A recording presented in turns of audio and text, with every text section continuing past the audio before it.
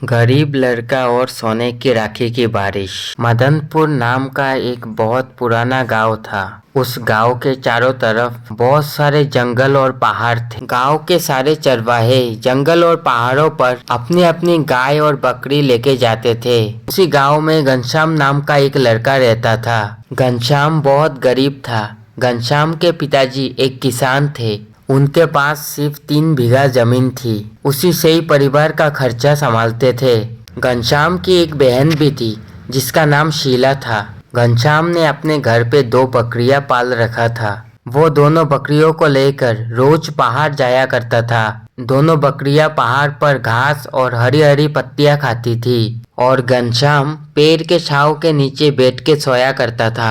एक दिन घनश्याम पहाड़ के ऊपर बकरियां चरा रहा था। तभी अचानक जोर की बारिश होने लगती है। पहाड़ के ऊपर एक बहुत बड़ा पुराना माता का मंदिर था जो खंडर हो चुका था।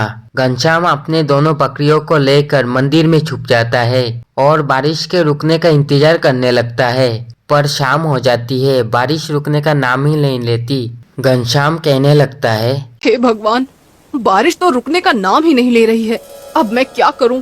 अगर पानी में भीग गया तो बीमार पड़ जाऊंगा और मेरे पास तो दूसरे कपड़े भी नहीं हैं। घनश्याम बहुत गरीब लड़का था। उसके पास केवल एक जोड़ी कपड़े थे। उसी से वो अपना काम चलाता था और इस तरह बारिश बंद होने का इंतजार करते करते रात हो जाती है। खंडर हो चुके मंदिर के अंदर बहुत सारे लताएं लगी हुई थी। घनश्याम पेड़ के लताओं को तोड़कर अपने दोनों बकरी को मंदिर के अंदर बांध देता है और वही नीचे जमीन में सो जाता है। थोड़ी देर बाद घनश्याम को नींद आ जाता है और वो सो जाता है। रात में घनश्याम एक सपना देखता है। बारिश का मौसम शुरू हो गया था। एक दिन घनश्याम के पिताजी घनश्याम से कहते हैं, बेटा घनश्याम, बारिश शुरू हो चुकी है और अभी तक खेतों में बुआई नहीं हुई है। घर में कुछ पुराने बीज रखे हैं, तो मेरे साथ खेत पर चलो, हम दोनों मिलकर बुआई कर देंगे। लेकिन पिताजी, दोनों बकरियां सुबह से भूखी हैं और उन्हें लेकर जंगल में भी तो जाना है। तब घनश्याम के पिताजी कहते हैं, आज बकरियां चराने शीला चली जाएगी, तुम मेरे साथ खेत पर चलो। घनश्याम अपने पिताजी की बात मान लेता है और उसके बाद दोनों बाप बेटे बीज लेकर खेत में चल पड़ते हैं। रास्ते में चलते हुए घनश्याम के पिताजी घनश्याम से कहते हैं, बेटा, कुछ दिनों बाद रक्षाबंधन का त्योहार आने वाला है। हर बार की तरह इस बार भी रक्षाबंधन का त्योहार ऐसे ही निकल जाएगा। तब घनश्याम कहता है, तो क्या हुआ पिताजी, हमारे पास पैसे नहीं हैं, लेकिन हम खुश तो हैं। इस तरह बात करते करते दोनों बाप बेटे खेत में पहुंच जाते हैं। दोनों दिन भर मेहनत करके खेत में बुआई करते हैं और शाम को वापस अपने घर लौट आते हैं। घर पहुंचते ही घनश्याम के पिताजी आवाज लगाते हैं, शीला, अरे ओ शीला, बेटा एक गिलास पानी तो लाना। लेकिन अंदर से कोई आवाज नहीं आता। तब घनश्याम के पिताजी घनश्याम से कहते हैं, बेटा अंदर जाकर देख, शायद शीला रसोई में होगी। घनश्याम अंदर जाके देखता है मगर शीला उधर नहीं थी और दोनों बकरियां भी नहीं थी। घनश्याम दौड़कर बरामदा में आता है और पिताजी से कहता है, पिताजी, शीला अभी तक जंगल से बकरियां लेकर नहीं आई है और थोड़ी देर में रात होने वाली है। मैं जंगल जाकर देखता हूँ। जाओ बेटा, लेकिन जल्दी आ जाना। इसके बाद घनश्याम भागता हुआ जंगल में पहुंच जाता है और शीला को ढूंढने लगता है मगर शीला कहीं दिखाई नहीं देती। थोड़ी देर बाद उसे जंगल में दोनों बकरियां दिखाई देती है। तब घनश्याम समझ जाता है कि शीला भी आसपास ही होगी। तभी अचानक घनश्याम की नजर एक पेड़ के नीचे पड़ती है। शीला वही बेहोश पड़ी हुई थी। घनश्याम तुरंत जाके देखता है तो उसके पैर में सांप के काटने का निशान था। शीला, उठो बहन, तुम्हें क्या हो गया है?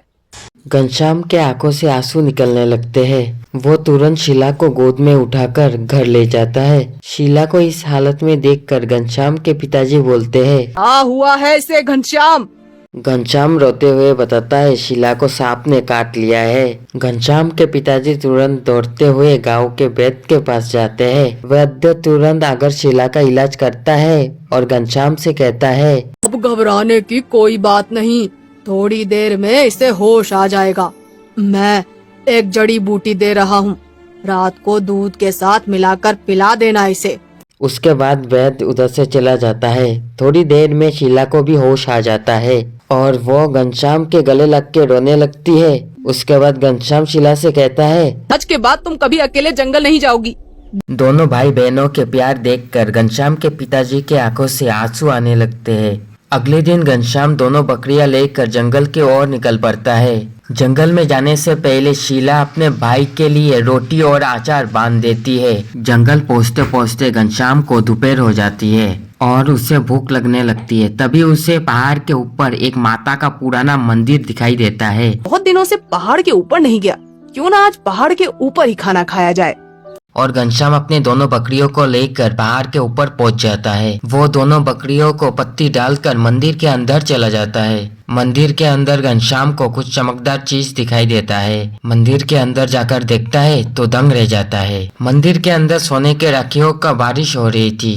पहले तो घनश्याम को यकीन नहीं होता है, जब पास जाके देखता है तो दंग रह जाता है, क्योंकि सच में चारों तरफ सोने के राखियों का बारिश हो रही होती है। घनश्याम एक राखी को हाथ में उठाकर कहता है, रक्षाबंधन के दिन शीला ये सोने की राखी मेरे हाथ पर बांधेगी तो उसे बहुत अच्छा लगेगा।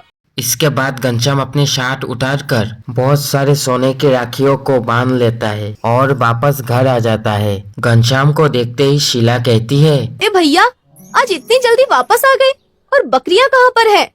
तब घनश्याम थोड़ा घबराते हुए कहता है, अरे वो शीला, मैं घनश्याम सोच में पड़ जाता है कि शीला को सब कुछ बताऊं या नहीं। लेकिन शीला के लगातार पूछने पर घनश्याम सारा सच्चाई बता देता है। घनश्याम पोटली खोलकर सारे सोने के राखी दिखाता है। इतनी सारी सोने के राखियों को देखकर पहले तो शीला को यकीन नहीं होता। उसके बाद घनश्याम से कहती है, भैया, मेरे पास एक आइडिया है। रक्षाबंधन के दिन हम लोग बाजार में सोने की राखियों वाली दुकान लगा लेंगे, इसमें हमें बहुत पैसा मिलेगा। तब घनश्याम कहता है, तुम बिल्कुल सही कह रही हो बहना, हम ऐसा ही करेंगे। थोड़े दिनों में रक्षाबंधन भी आ जाता है और घनश्याम बाजार में अपना दुकान भी लगा लेता है। सोने की राखियां बाजार में बहुत महंगे पर बिकती है और घनश्याम ढेर सारा पैसा कमा लेता है। ये त्योहार घनश्याम का सबसे अच्छा त्योहार था। इसके बाद घनश्याम हर साल सोने की राखियों को बेच बहुत पैसा कमाता है और जब राखियां खत्म हो जाती है तो दोबारा से पहाड़ के ऊपर उसी मंदिर से जाकर राखियां ले आता है। इसी तरह सोने की राखियों के बारिश से घनश्याम बहुत अमीर बन जाता है और अपने पिता और बहन के साथ खुशी खुशी रहने लगता है। तभी अचानक घनश्याम का नींद टूट जाता है। सुबह हो चुकी थी और बारिश भी रुक चुकी थी। घनश्याम अंगड़ाई लेते हुए कहता है, था सोने की राखी की बारिश, काश ऐसा हो जाए।